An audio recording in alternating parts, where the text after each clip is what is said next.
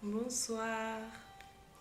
Alors, je viens faire une deuxième partie de ma vidéo témoignage avec Christ. Là, je me suis rendu compte en fait que j'ai pas vraiment détaillé les transformations qui ont été faites en moi, que Christ a fait en moi en fait lors de ma conversion. Du coup, je viens en rajouter pour compléter. Et donc, bien sûr, nous tous, comme vous savez, nous tous, nous avons en fait nos comportements, nous avons nos manquements, nous avons nos caractères. Euh, c'est à force de temps en fait, et c'est quand on se laisse vraiment aller, bien sûr, et bien sûr quand on a ce désir qu'on change, que Dieu nous aide à changer.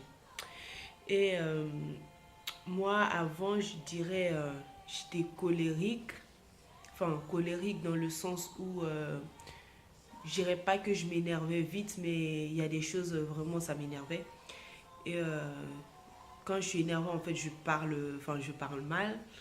Et la chose que Dieu a changé en moi, c'est que par exemple, quand tu m'énerves, bah, parfois je préfère en fait me taire, parce que la Bible dit autant se taire en fait que de dire de mauvaises choses, étant donné que j'ai pas envie en fait que ma bouche soit cette source d'eau en fait qui sorte de l'eau amère et en même temps de l'eau douce, bah je préfère me taire en fait. Il y a déjà ce côté-là en moi où je préfère me taire. Non pas que je fuis, mais je préfère me taire au lieu de sortir une chose en fait qui va faire mal à l'autre personne et qui va me faire mal à moi. Et donc voilà. Et voilà à essayer de mieux gérer en fait la colère et tout.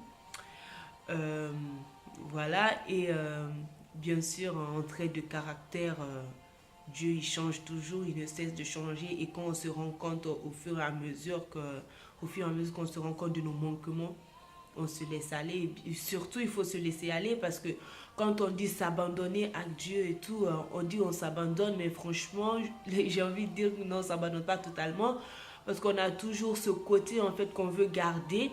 On dit oui, je m'abandonne, mais pas totalement parce que j'ai pas envie. Voilà, qu'on est toujours attaché en fait. Et ça, c'est vraiment hypocrite, c'est pas sincère envers Dieu. Or, celui qui, lui, il veut nous changer, mais nous, on est là, non, nous, on est là à moitié sincère avec lui en fait. Il y a ce cantique qui m'a vraiment touché qui dit je vais être centré sur toi en fait. Je ne veux plus des faux semblants. Je ne veux plus des faux semblants. Le mot faux semblant en fait m'a touché euh, dans le sens où vraiment on fait vraiment du faux semblant avec Dieu quoi. Parce qu'on dit le pasteur Ivan il dit voilà je m'abandonne à toi et tout mais finalement non tu t'abandonnes alors que tu es là en fait en train de penser à qu'est-ce que l'autre personne pense de moi, tu es là à penser en fait ah non mais attends comment je vais faire pour me venger de l'autre personne ou bien ah attends quand je vais finir ici qu'est-ce que je vais aller faire et tout. Donc c'est hypocrite en fait. Du coup, l'importance de quand on s'abandonne, qu'on s'abandonne vraiment corps et âme et esprit, qu'on s'abandonne totalement et avec sincérité. Et c'est la sincérité qui plaît le plus à Dieu. C'est pas nos micmacs, nos fantaisies à agir, je sais pas comment, mais c'est plus notre sincérité qui plaît à Dieu.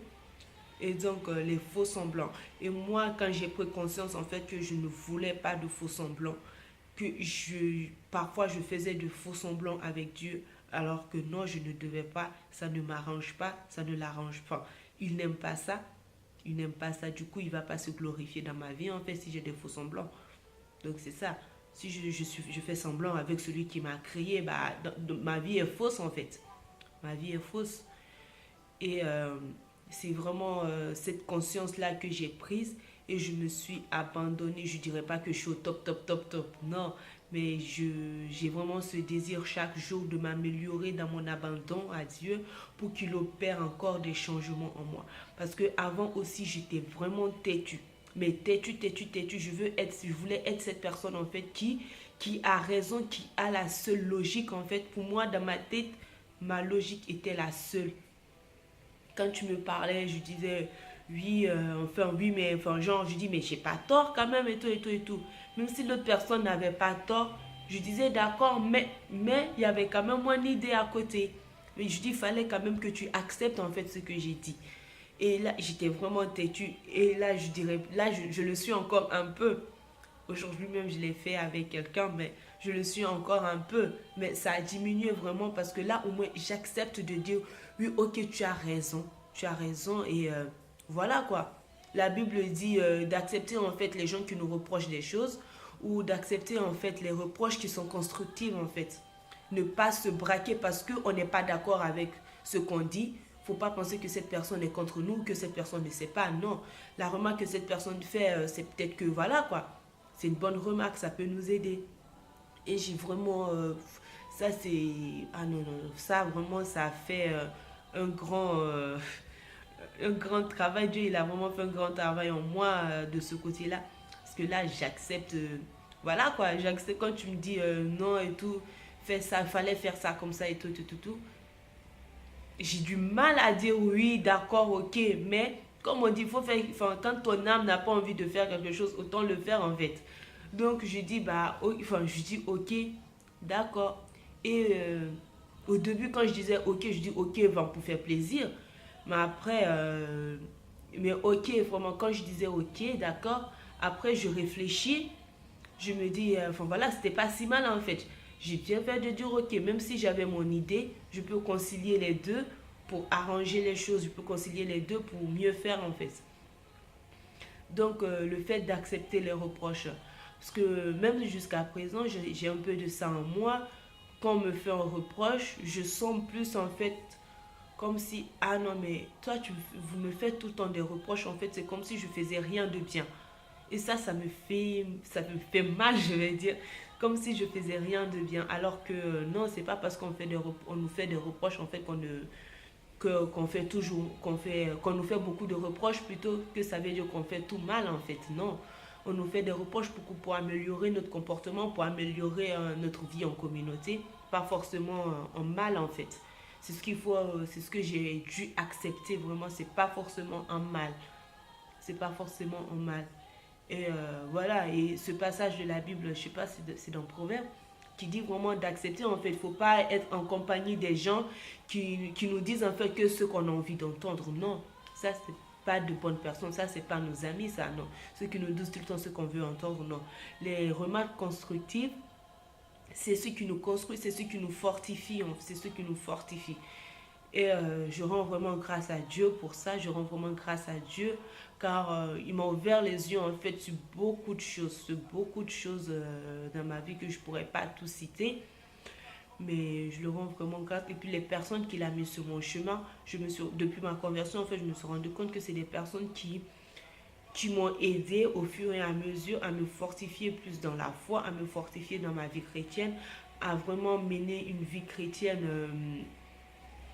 enfin, pas exemplaire, parce qu'on peut pas être des chrétiens parfaits, mais à mener une vie chrétienne en fait qui plaît à Dieu. Ne pas être dans la religiosité, non, mais avoir cette soif cette soif de Dieu, cette soif de le plaire et tout. Bien sûr, je dis pas que j'ai pas eu de haut et de bas, mais bien sûr, tout le monde en a. Comme dirait mon pasteur et tout, si on ne peut pas être chrétien en fait et dire que non, notre vie elle est droite en fait. Non, la vie elle est faite de combat, la vie chrétienne surtout, elle est faite de combat.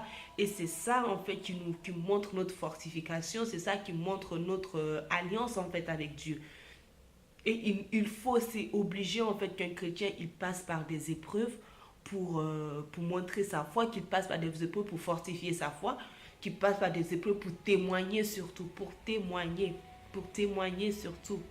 Car moi, témoigner, ah non, non, témoigner, si j'ai choisi YouTube pour témoigner de tout, enfin, de ma vie en Christ, c'est parce que j'ose pas en fait le faire sur Facebook ou parce que enfin, j'ai plus la famille là-bas et tout. Le regard, c'est pas. J'ai pas vraiment. Enfin, j'ai peur ou je sais pas, j'ai pas envie de faire face à ça en fait. J'ai pas envie de faire face à ça en fait. Du coup, et que étant donné que j'ai envie de témoigner, bah, je me suis dit pourquoi pas YouTube. C'est plus large en fait. Et enfin, certes, il y a moins de risques que la famille vienne, mais quand même, je touche en même temps des gens quoi. Je touche des gens et j'ai vraiment envie de témoigner de la bonté de Dieu, de l'amour de Dieu. Ah non, non, non, de l'amour de Dieu. Cet amour qui remplit nos cœurs, cet amour qui remplit nos vies, ah non, qui nous fait rayonner, cet amour parfait, pur, agapé.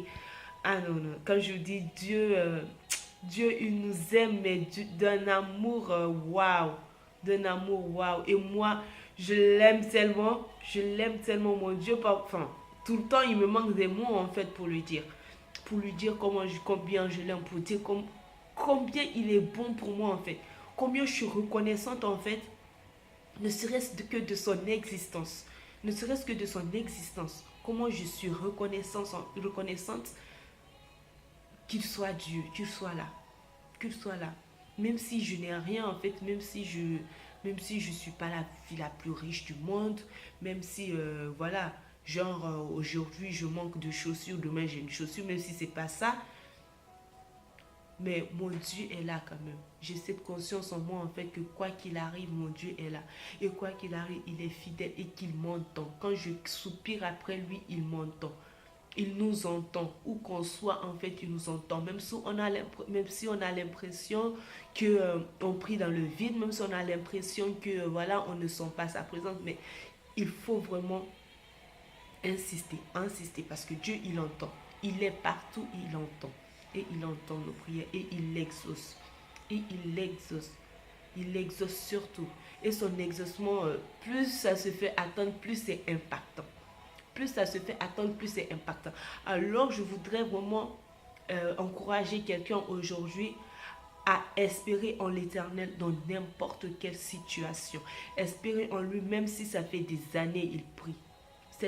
Elle prie la personne, pardon, même si ça fait des années, elle prie et qu'elle n'a pas de réponse. Je veux dire que la réponse est à la porte et de ne pas se laisser décourager. De ne pas se laisser décourager. Moi, on m'a dit que quand tu pries et qu'à un moment tu sens que non, tu es en train de te décourager, tout c'est parce que ta bénédiction est en train d'arriver et on veut te décourager, mais ne te décourage pas. Continue à persévérer et toi-même tu vas voir que quand la réponse à ta prière va venir, tu seras abasourdi en fait. Quand la réponse va venir, tu vas pas y croire, ça va venir comme ça, comme un vent, comme un souffle, mais tu vas pas t'y attendre, tu vas te dire waouh, ah ouais, tu dis non, tu te diras non, mais Dieu est grand. Mais en effet, il est grand. En effet, il est grand, il est magnifique. Il est digne, il est glorieux, notre Dieu. Ah non, Jésus, il est waouh. Il n'y a pas de mots en fait pour le décret. Il n'y a pas de mots pour le décret.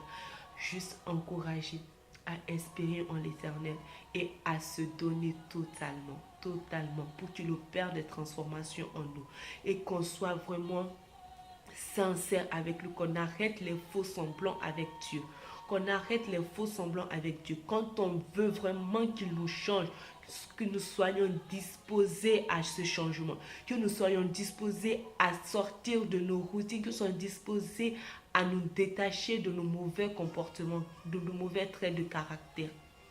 Parce que Dieu, il ne va pas venir changer comme ça, pas tout d'un coup, en un claquement de doigts. Non, ça doit venir de nous. Quand on voit qu'on est tenté de faire ce comportement mauvais, eh ben, on se rétracte, on dit non, je ferme ma bouche ou non, je ne pense pas comme ça.